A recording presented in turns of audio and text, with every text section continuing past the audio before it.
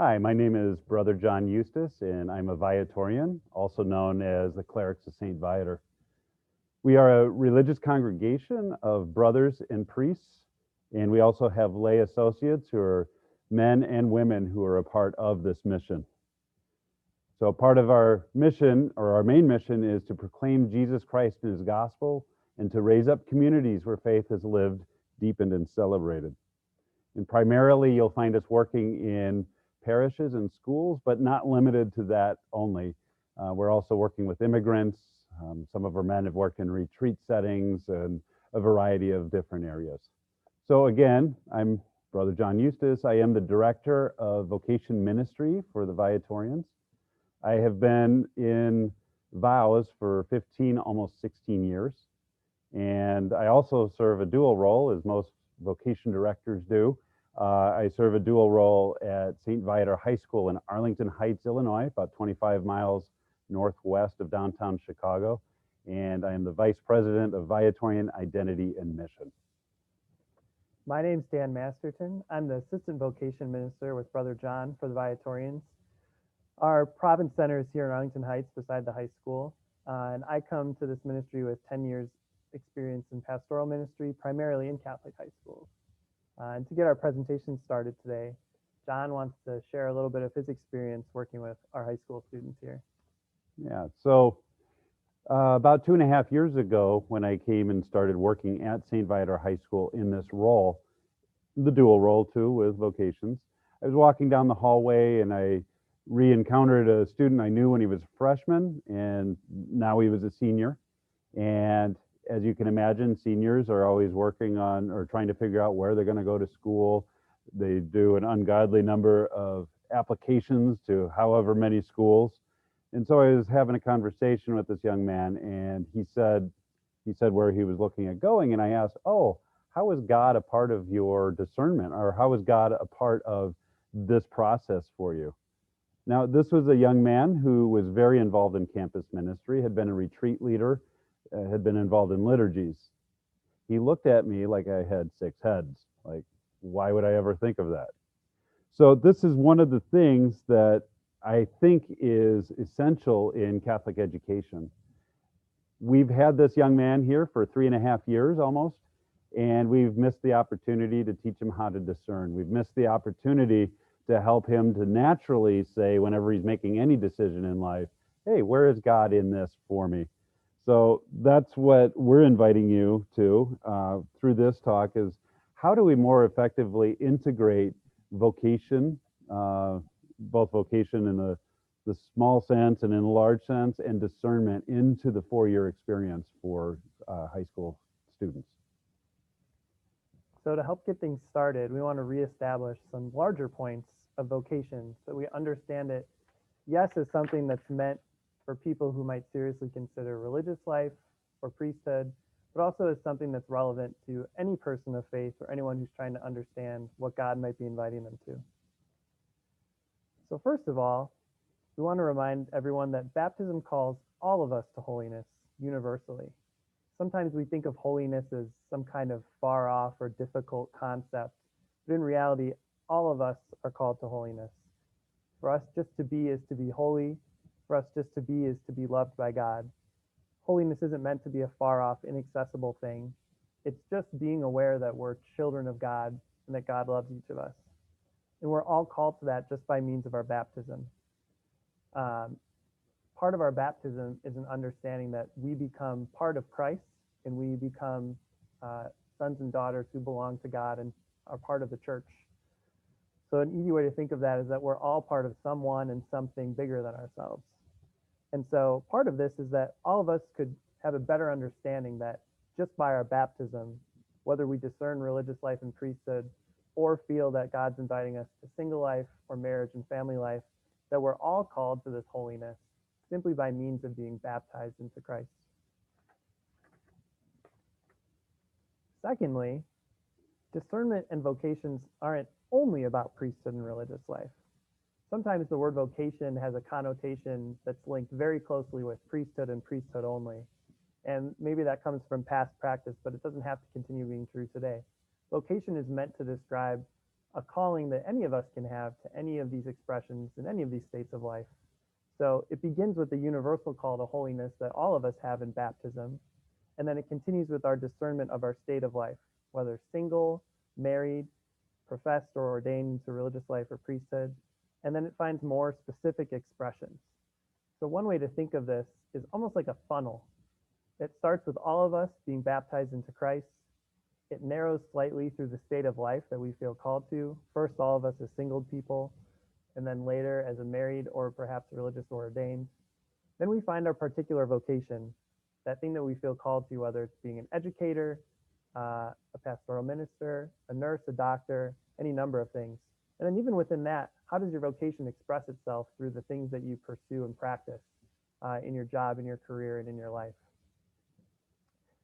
Particular vocations might arise from big picture considerations like careers, jobs you're applying or interviewing for, decisions you make to accept or reject opportunities, things you choose to continue doing or leave. But it also involves small things. We have to think about little discernments. How do the small things you do in day-to-day life, the way you treat people, the way you decide to spend your time, how do all of those things add up to affect the larger picture of your life and your mindset towards broader considerations as well? So discernment and vocations are not only about priesthood and religious life, but all of these other parts as well. So some of the young people that I have accompanied over time as a campus minister or in my current role as vice president or also as vocation director, some people, especially older adolescents, wonder like, am I going to mess this up? The college that I'm going to, is it the right one? I don't know. Am I going to be picking the right major? I am told that for the rest of my life, this decision really counts. Well, I think one's vocation, even the small discernments and the big discernments, really isn't like you have to get on a train that's leaving the station and that's once for all. And sorry, there's no leaving the train. No, it's more of a sense of praying, a sense of interacting with other people to get an idea of what are the movements of God in your life, that maybe your own thinking, your own reflecting, but also within a social context. And sometimes those processes of looking at where is God inviting me along this way, sometimes it's going to be intense, sometimes it's going to be less intense. And if we can walk with our young people to let them know that this is not a once and for all, but this is an ongoing practice. It's the practice of discernment. It's not it's not a prescriptive, here you go, you're done, you figured it out. This is something that might happen many times for a young person in college. It might happen many times, hopefully, for all of us. I know myself in religious life, I've discerned many things ever since I took vows. So, and I'm constantly discerning. So, and sometimes as we look at discernment, we need to do revisions, we need to do adjustments, we need to constantly work with other people. Spiritual direction can be helpful. If you're working with adolescents in a high school, there might not be a spiritual director, but you can definitely have spiritual companions to go with them. So God really does invite us to put our gifts and our passions to the service of others in the world in many ways and at many different times throughout our lives. So vocation really is about asking ourselves repeatedly, what is God inviting me to do, or what is God inviting me to consider, and what is God inviting me right now? And this is best done both in private prayer or private time, but also in a public prayer and among other people, and in faithful conversations with people that are trustworthy and people who really are able to listen. So keeping in mind these three bigger points that we reestablished about the universal call to holiness, the wider consideration of discernment and vocation, and the challenge to be discerning in an ongoing and frequent, regular way, we want to offer some practical suggestions too for you to use. So I want to start by pointing us all to campus ministry. One of the very simple ways to infuse discernment and vocation more regularly into your campus ministry is through liturgy and prayer. So there's some simple concrete ways that you can get the vocabulary and the awareness into the mainstream of your prayer and liturgy life on your campus. So it could be as simple as adding special petitions into your regular prayers of the faithful at all school and special liturgies. It could be encouraging your teachers who are hopefully praying at the beginning of class periods and with different groups of students and extracurriculars to include prayers for vocation awareness, that God might bless and grace those who are considering vocations to religious life and priesthood, and that God would grant us the grace to be earnest and open discerners. You could also incorporate them into all school prayers that you would use over the PA system, maybe at the beginning or end of your school day. And additionally, at your Mass, you might consider having a teacher, whether single or married, a religious or priest who maybe is on campus or is your celebrant for the day, offering some specific reflections about their discernment or their vocation in their life. Additionally, on your retreats, you might consider incorporating discernment and vocation into the content of your retreats. You might add some call language into particular talks, discussions, or activities, perhaps especially with upperclassmen who are nearing major decisions about college and post-high school life. You might decide to offer a discernment-focused retreat that tries to teach students some of the skills related to the universal call to holiness, the awareness of God's grace and movement in their lives, and ways to share themselves in faith sharing with other students. You might also look for ways to utilize referrals to men's or women's religious communities, to DOS and vocation programs, and to local come and see weekends or come and see activities where young people can learn more about religious life firsthand. You can find age-appropriate options that are low pressure and good for high school students to gain exposure and learning. That's ideal so that young people can explore things with an open mind, not feel pressured to commit to anything. Turning next to curricular things, on a wider scale, think about ways that you could collaborate with social emotional counselors and maybe even college counselors. It might not necessarily involve very concrete things, but it could just involve questions and nudges. How could their work look at things that are broader than grades, that are broader than college choice, major choice, how to make a living, what salary you might earn? How can the considerations that they're doing in accompaniment and support of students invite in questions of what is God inviting me to do? How can my gifts and talents meet the needs of the world? If you're to zoom in a little bit, you could look at theology classes and how their units and lesson plans are set up.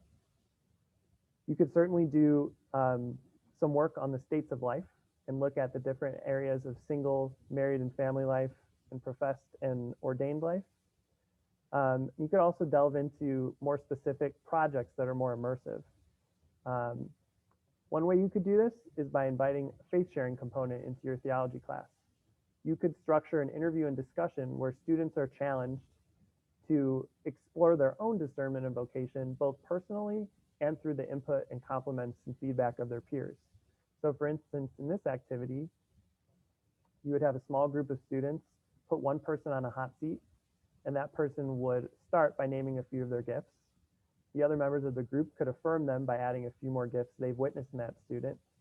And then building on that momentum, the members of the group could ask some basic questions. What do you want to major in? What might be your dream job? And did you ever consider if those things match with what God may be inviting you to do with your life?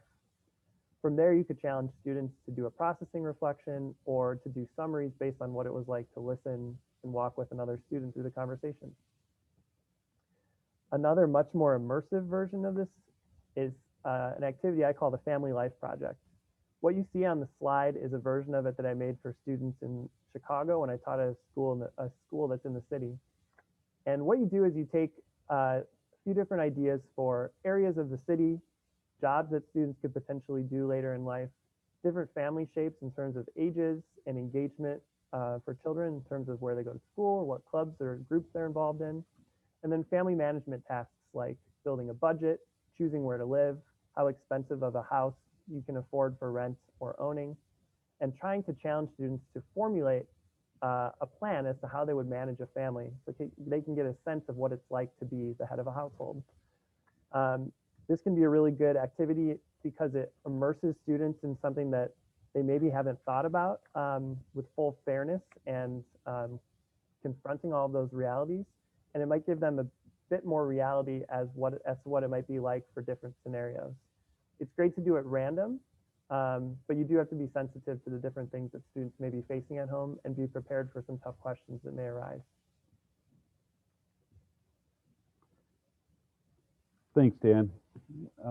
One of the other areas when looking at classroom work and social, emotional, and campus ministry, it's good to remember that while you're doing discernment type opportunities in the classroom, that when you have your students in the classroom, there is a grade attached to it. So if you do bring in your counselors, or if you bring in your social workers, and if you bring in your campus ministers, maybe to bring up prayer services related to what you were doing in the classroom, now that also spreads out the experience, so there's not a grade attached to it.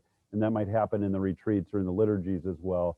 But it's a way to work together as a team, almost a discernment team, surrounding and scaffolding the young person in the classroom. So other areas that we can look at as well that do help out are vocation visits and panels.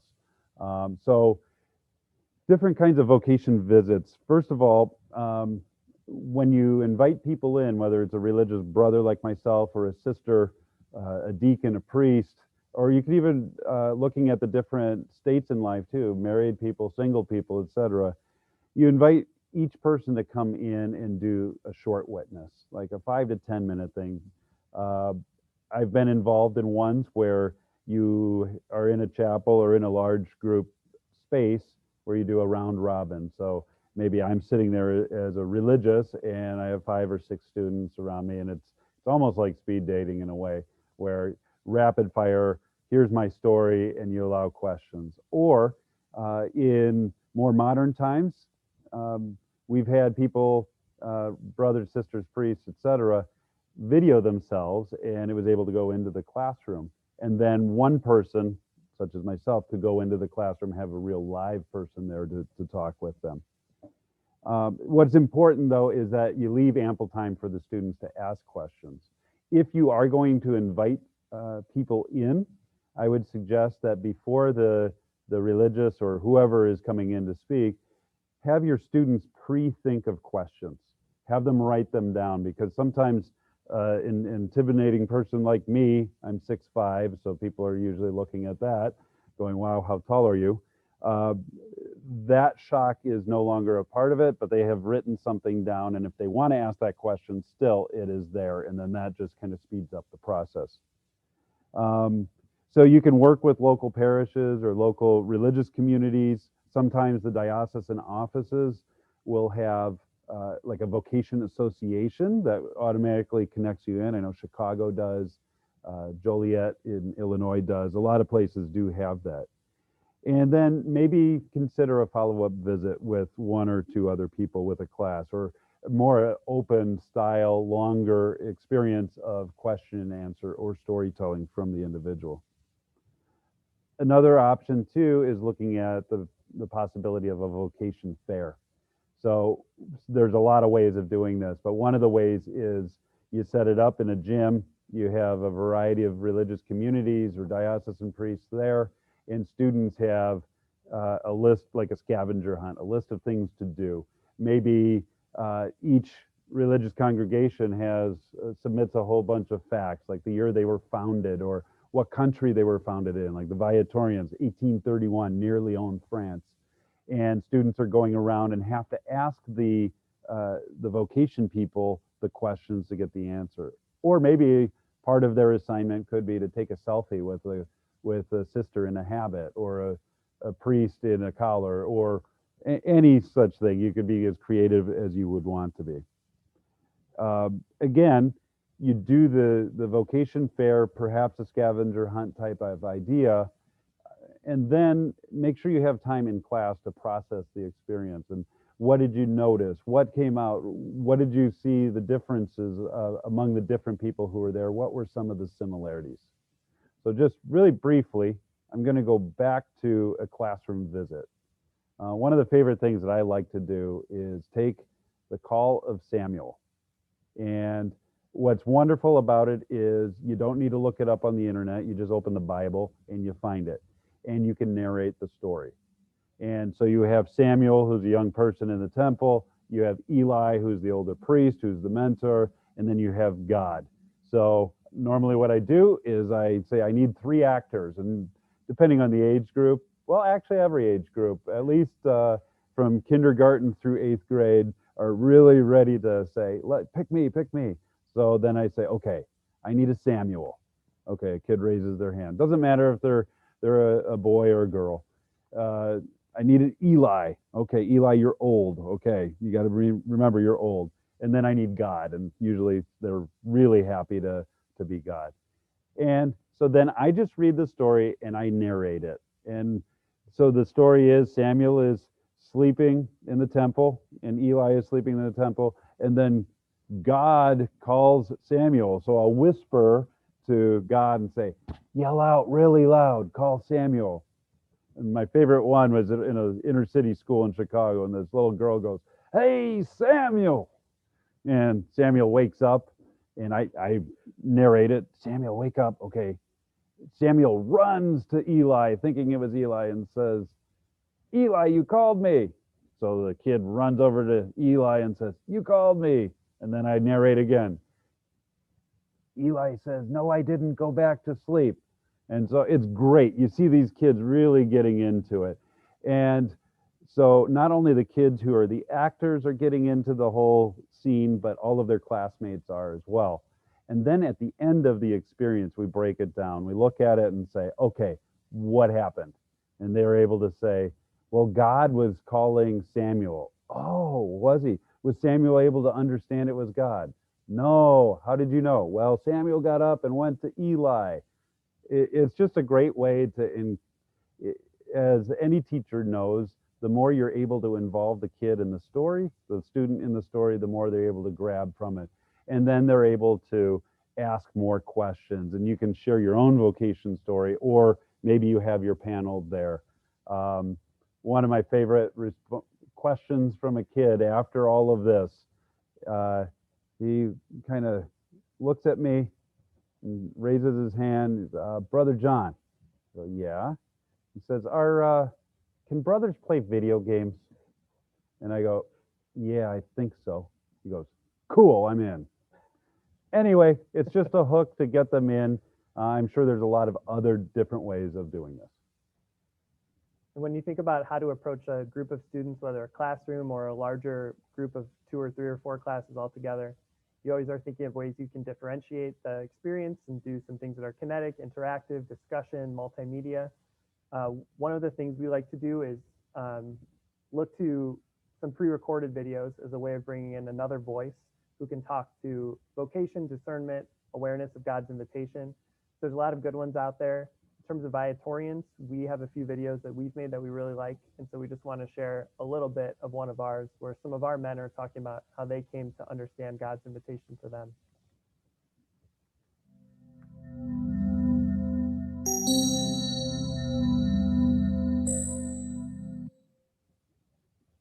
If you're considering a life with the Viatorians, a life as a Viatorian brother or priest, I would say the first thing really has to be prayer. Really taking time each day to maybe just pray a simple prayer. Lord, show me the way. For the longest time, that was kind of my prayer. Show me the way. There's so many options. But what is it that we are really looking for? And the Lord will show us the way. So first of all, prayer, but also get to know Viatorians. So videos like that are a great way to break up the presentation a little bit, give students something to watch and listen to. You can do a little bit of a discussion spontaneously afterwards, ask students what they heard, what jumped out to them, surprised them, interested them. It can be the springboard for new discussion. I know one of the things that I find young people are especially interested in is like, what's your favorite part of being a priest or being a brother? So videos like that can spur new questions or new interests, and sometimes get surprising answers that help students learn more about what it's really like to be a priest, brother, sister, nun, deacon, etc. Yeah, and I was in a classroom once where we shared the video from Father Casey Cole from Franciscan Media, I think it's called Is God Inviting You? Or something like that. And we used that as a springboard that looked at all the vocations, not only religious life or priesthood, but marriage and all of that. And it's a really good video, and it sparks conversation. And I was there with a couple of sisters, one who wore a habit and one who didn't. And some of the questions that came from them is, why do some of you wear habits and some of you don't? Or why do I wear a collar sometimes and sometimes I don't?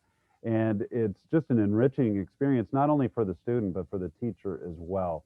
And one of the answers was between the two sisters, the one who had the habit said, this is part of my vow of poverty. And so to put this on, and this identifies me and marks me as my vow of poverty, and I'm available to people who need it. And then there was a Franciscan sister who doesn't wear the habit, and she says, I need to be able, and our community needs to be able to be more accessible and in and among the people. And these two sisters are listening to each other and saying, wow, I've never thought of perspectives in that way. So vocation ministry, or these visits, are a great way to open it up for those who are coming to visit as well. Yeah, especially for priests, brothers, sisters who are very heavily scheduled, asked to attend a lot of meetings, go to a lot of gatherings that they need to be at. Having the chance to schedule something like this with young people well ahead of time and come and just be themselves is a great opportunity for young people to learn about religious life and priesthood, and also a great opportunity for religious to truly just be themselves and get to share themselves with others. You see a really healthy, positive side of the church through these interactions you'll have. So as a means of wrapping up our presentation, we just wanted to kind of give you a few concluding thoughts to take with you. First of all, our intention in vocation ministry is really just to increase vocation awareness, to help everyone realize that God is inviting all of us to something, and that that invitation is ongoing, and that we need to keep asking God, what are you inviting me to do? How can I love and serve you and others today? And to keep that question at the front of their minds. And like John said in his story with the young person at our high school here, it is about trying to keep it part of people's consciousness, to keep God and one's faith and one's prayer life as a part of that, and to not let these things just become decisions that you make on a cold, calculated, utilitarian basis, but to be processes of faith that are held in prayer and held close to our hearts. And sometimes part of that, especially with young people, is that you might just be a planting a seed, you might just be a link in the chain, and you may not be the one who reaps that harvest. But if we all can work together to sow seeds in young people along the way, if we're all doing that together and we're passing young people through the church, through their different communities, through the different relationships and mentorships they have, then we can really build a strong discernment vocation awareness culture. We can help young people explore God's invitation regularly and gain clarity on it as they grow older. Here at St. Viator High School, part of the vision statement says that the young people who come through here discern who God is calling them to be, discover what the world needs, and transform the communities that they encounter. And I really do believe that through this kind of approach to vocation ministry or discernment ministry, which all teachers, not only theology teachers, but all teachers have a part in. It could be in the sciences, it could be in math. Some kids are going to find their vocation in those subject areas as well. That we have the responsibility to help our young people ask these deeper questions of not only like who is God calling me to be. That can be a daunting idea, but what's my purpose in life? Maybe that's a easier thing to grasp. Or what is the invitation from God in my life? And if we can, here, for example, here at St. Viator High School, if we can help our young people, when they are in college, look back to their experience in high school and say, I already know how to discern through some of these issues, who to date, what major to switch to, or what internship to take, or should I look at the possibility of religious life or priesthood? We've already equipped them. So we're helping to fill out this critical experience for them by going through it. One last piece that I have that I like to use when I'm visiting, especially older students, but not only that, I have a little card after talking about the different vocations, the married life, single life, ordained life, or religious life. And on the card, it says the student fills it out. They can fill in their name optionally, and I let them know very clearly it's an option. But you have 4 check boxes at the top section with those 4 areas of life. Right now, I can see myself open to check all that apply. And then in the next section, it says, I would like the Viatorians to ... pray for my vocation. They can check that. Or pray this prayer for me or this intention for me, and they could write it in. And there's also one like, connect me to somebody who can help me with the above vocation discernment. So the reality of that is it allows the introverted kid to look at it and not in front of all of their peers, but if they really are thinking of a vocation to religious life, they don't have to raise their hand in front of everybody, but they can quietly write it down, and then the teacher or whoever's collecting it can reach out to them again. So all of our students, all of our young people have a purpose. God is inviting them. We all as educators have a purpose, and we are also ones to help facilitate that invitation to be understood in the lives of our young people. When I was the campus minister in Catholic high schools, I like to say that everyone on campus is really a campus minister. There's just a few people tasked with it as their primary duties.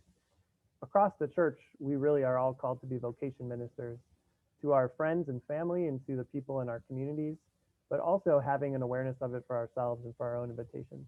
So we hope that you can take some of these things back into your schools, your classrooms, your activities beyond the classroom, and we invite you to keep in touch with us.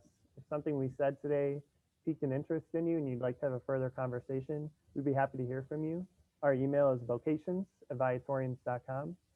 We also have a lot of information about our vocation ministry on our website at viatorians.com/vocations. There's videos there embedded with some of our men talking about our community, their discernment of religious life, and also how the Viatorian charism comes alive in their work. You can also follow us on social media, which would give you kind of a live snapshot of what our community is up to and what we're striving to do to make faith live, deepened, and celebrated and proclaim Jesus Christ and his gospel. So thank you for joining us today. We hope that you have a great NCEA 2021, and we appreciate your time with us. Yeah, thank you for your commitment to education and raising up young people. So have a great rest of your NCEA convention.